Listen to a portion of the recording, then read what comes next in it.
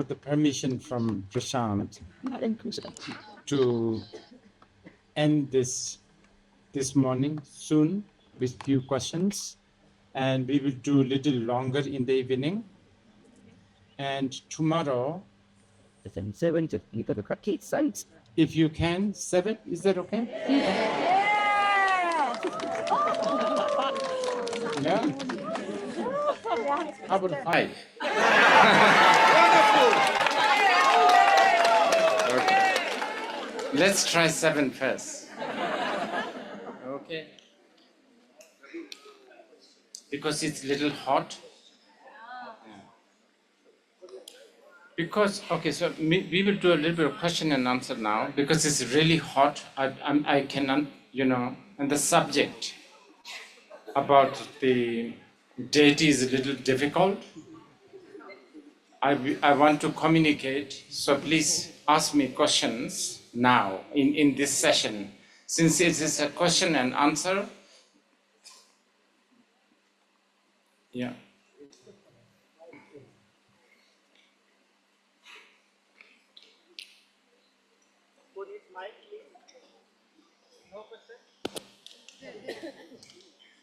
Can you pass this?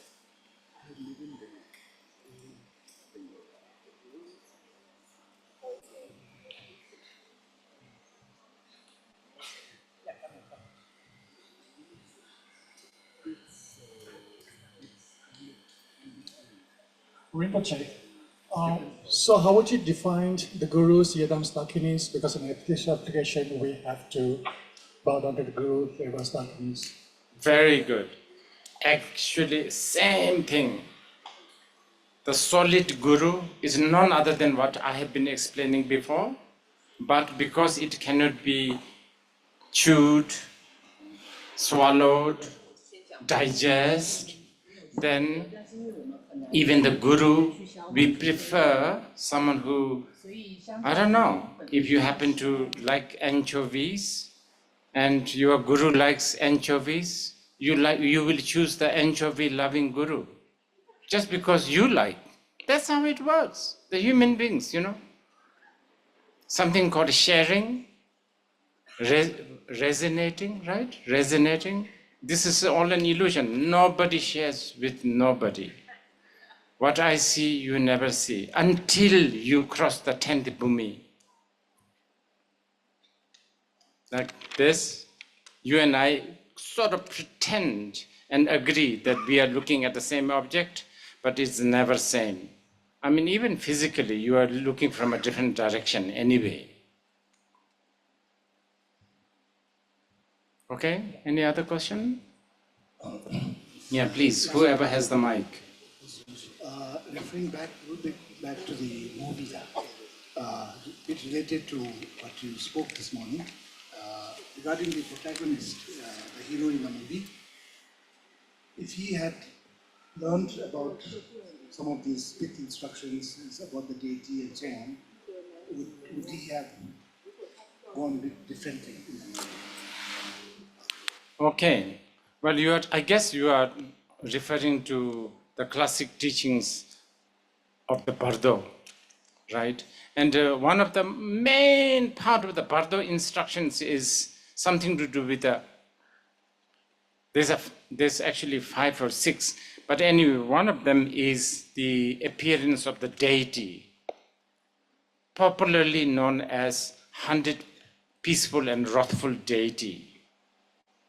And of course, I mean, what choice do we have? But we have to somehow portray the deities. And I would say a great masters like Karma Lingpa has done such a great job. If you look through some of these descriptions of the deities, it's very mind-boggling. Okay, going back to, like Padmapani, deity, Padmapani, Avalokiteshvara with 2 hands in the lotus, that in our human mind is acceptable because we all have 2 hands and 2 legs. that need to be broken, that need to be, you need to dismantle that concept. So therefore, forearms, and then the horse, and so on and so forth.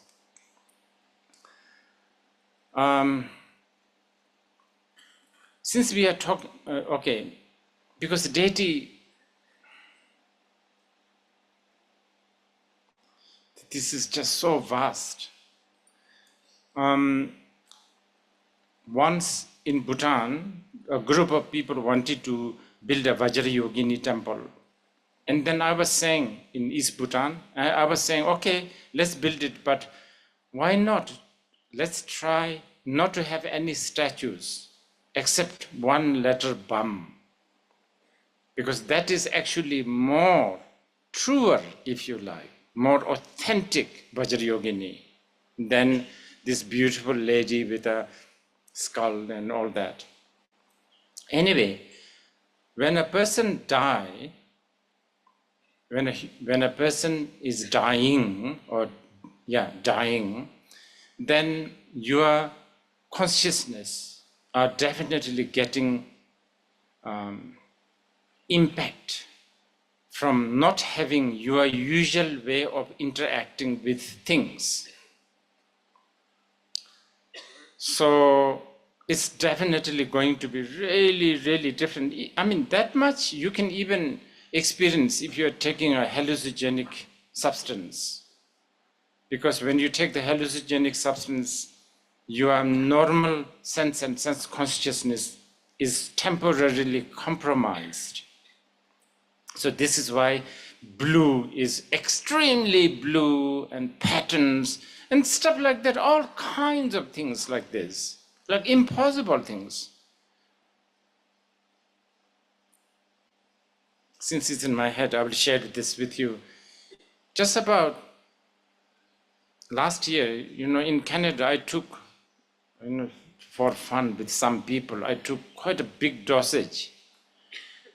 And I don't know, yes, this is it.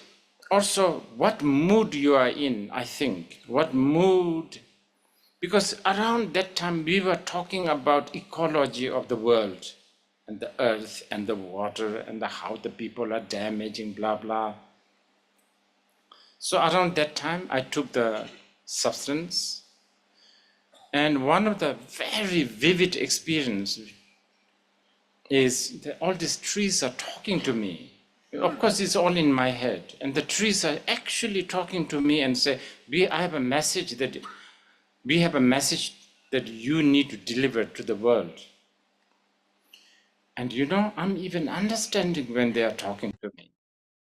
This is how fascinating it is. And I said, okay, and I was even emotional. Can you believe that? I was so emotional. And I was like, yes, definitely, of course. This will be my lifelong whatever. And I totally understand what they are saying, so to speak. And as the impact of the substance slowly goes, I don't remember a thing what they have said. Nothing whatsoever. That time it all makes sense. So when you are dying, obviously your sense and sense consciousness is like, disintegrating, falling apart, whatever you want to call it. Actually, it's, the Bardo people will never want to use words like falling apart. Actually, as Prasanna said, I'm quoting Prasanna. Is he here? Oh, as he said, not me. He said, oh, it's nothing. It's like, changing a tight, what was it? Long johns? Nothing more than changing the tight long johns.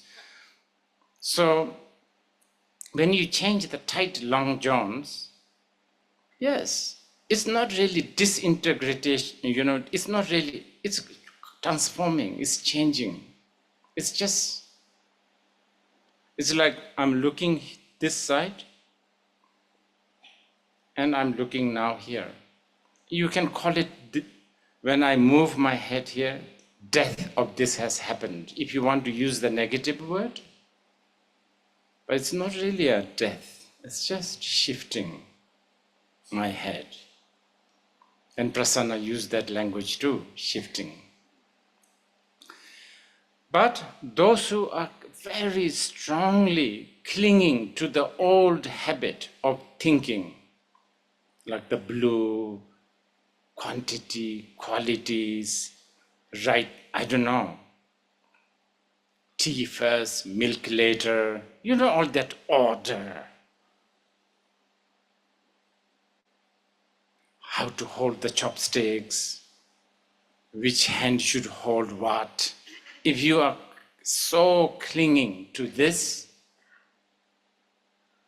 yes, then you will go through, obviously, trauma, right? Because what if somebody suddenly think, it doesn't make sense why I have to brush my teeth? It's a big trauma, because whole 62 years you have been brushing your teeth. And then suddenly you realize there's no point. So yes, trauma, I think it's an important word, trauma, something related to the Bardo experience. But again, trauma is also a revelation. It's a liberation. It's also a discovery, I guess. Discovery of the next phase, state, whatever. It's a difficult question. I don't think I can answer completely here. But anyway, that's it. What's next? Yeah? Hey, Jill, how are you? Good, how are you? I'm very good. Can you tell Whistler Film Festival that I feel very abandoned for being rejected by, I mean, others I can understand, but Whistler? That's like, only like 10 house. And I have some ideas why they rejected you as well, but later. Okay. Quick question, please. In my limited Western understanding of Buddhism, of the deities, I always understood them as being aspects of our wisdom, Is that on the right track? Very good. And then this wisdom that you are thinking of is none other than this cognizance, this uncontaminated as it is. Wow. How do I begin now? I have told this before, remember? A kilo of an ore is a kilo of gold, period. Kilo of anger is a kilo of wisdom. That's how the Tantra sees. So I'm telling you this because I don't want you to get too carried away by this very colorful word called wisdom, because the word wisdom is very, very deceiving, because it's sort of a Greek philosophy, the Greek wisdom, the Confucius wisdom, the Buddhist wisdom, you know. Wisdom is actually this inseparability of the emptiness and the luminosity. Okay, the next. Thank you for your teaching on the deities. I've got a question. What's the difference you mentioned between worshipping the wall in terms of deity and worshipping really like spiritually charged statues? Very good, very good. Rinpoche, Tara, who looks at us, cries, speaks to us. What's Okay. going on there? Okay, very good. Oh my goodness. So good. I'm going to quote 5th Dalai Lama, because, you know, there's something called consecration ceremony in the Pratishta, you know, Pratishta, right? Pratishta. Prana Pratishta, yeah, something like that. So, you know, there is this thing. It's a very, very, very, very big part of the tantric practice. We call it rabne, this consecration. And then another ritual, very important, is havan, yakna, fire puja, abhisheka. All these are big, big tantric activity. And there's a few liturgy. One is quite a really good one by Jamyang Chense Wangpo, the first. And another great one is the fifth Dalai Lama, so beautiful. So it begins with saying that nothing needs a consecration. Everything is consecrated. Nothing. So beautiful. Because everything is within the luminosity and emptiness. So I could be,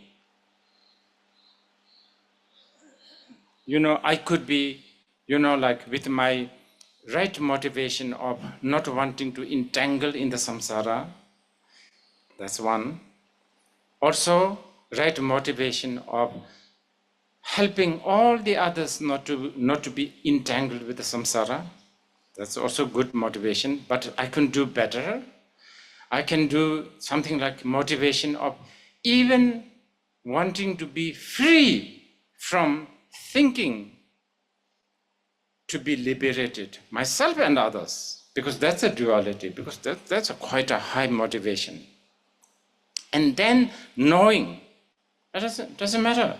Let's choose this fan. Thinking that this is none other than the sphere of emptiness and luminosity. And this too is the projection of my mind, which, as being a human, cultured to think that a rose is so beautiful, romantic, Valentine, I don't know, cost this much money, it's something so precious. You understand? And I'm going to think that this is, I don't know, the whole shopping mall of Dubai, gold, silver, horse, whatever, and I throw this here. I have absolute merit. But then again, you are talking about the solid food for the baby. Okay, so we dwindle, okay, now we downgrade ourselves. Then we actually make a statue. But even there, fifth Dalai Lama is such a beautiful, the consecration, usually Lamas, they chant something like Om Ye Dharma Hetu Prabhava, like that, and then we visualize the deity actually enters in here, so on and so forth. But actually, we say, Kanjing Meba Yijeba Deity no Tubashu. You don't need to bring any Lamas. You don't need to bring any, no need to chant any mantras, nothing. If you think that this is the Buddha, that's it. That's the consecration. Because at the end of the day, everything is your projection. Espresso machine is only espresso machine because you thought so. It just got solidified because all those Italians, who make such a big hype about being, espresso and this way, that way. Then the different kinds of roasting and different kinds of packaging, and now I think I have about 2 suitcases of coffee now, because so many gifts of coffee, I don't understand. Anyway, that's it. Okay, I think we will stop here. It's getting really hot. We will do a longer session in the evening. Is that okay? So don't plan parties until like 9, I would say.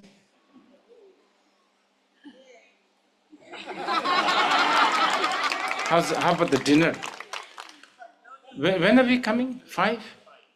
5, 6, 7. I think maybe 8. You can plan your vodka after 8. Okay. Okay. I just talked about vodka.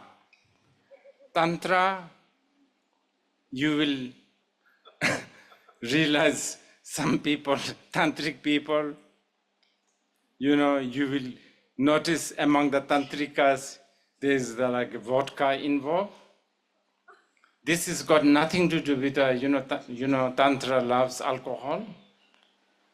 The only thing that Tantra kind of has a soft spot towards vodka or whiskey or whatever is because it's sort of, stuff like alcohol kind of gives you an artificial closeness to the reality of, I don't know, it just brings you closer to the authentic presence. That's why when you're slightly drunk, you feel like it's okay to take off your clothes. And that's more authentic, right? Because you didn't come down, when you were born with a tuxedo. You were naked. Okay, thank you.